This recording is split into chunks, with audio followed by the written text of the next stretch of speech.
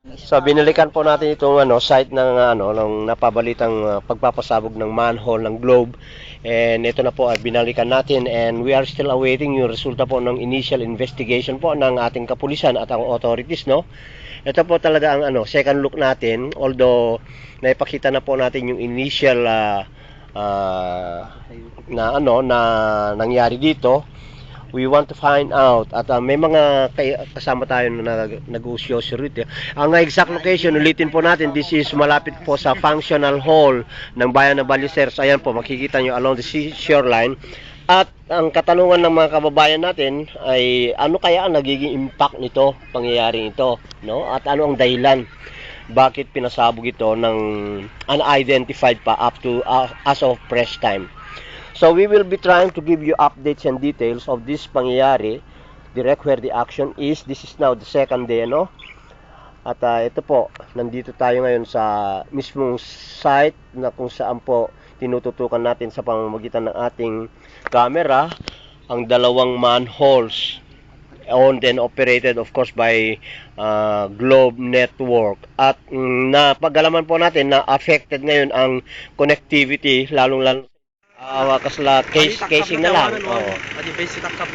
Okay, ito kinukunan po natin yung talagang nasa on top of the hole, yung manhole na dito sa may circular na rito, dito nakalagay yung talagang takip. Yun ang nawala. Himayab siguro, lumipad na. Yung dito sa may gitna po, ayan ang dapat nakatakip yan.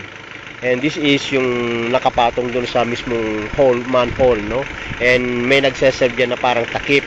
Yun ang hindi na makita dahil lumipad dahil sa pagsabog.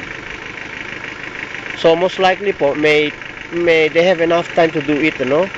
Kasi ayan, you can just imagine, tatanggalin nila yan, medyo makapal daw yung yung takip nito, no? Bakal din. Oh. Hindi kaya buhatin ng isang tao yun. Na hindi could not be carried by a single person alone. So medyo marami yung tao. Kunan natin yung isa pang takip po. Dalawang takip po. Nais nating bagitin na dito sa may gitna nito ay ayon dito sa mga nakakaalam ay meron nakalagay diyan na talagang pantakip. And then they were able to remove that one para maipasok po yung explosive.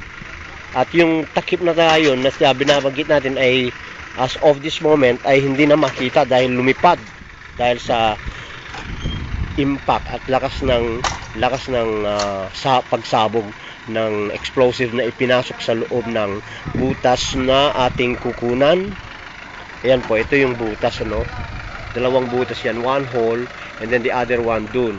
Nakatakip po dyan yung dalawang parang leads, and then yan.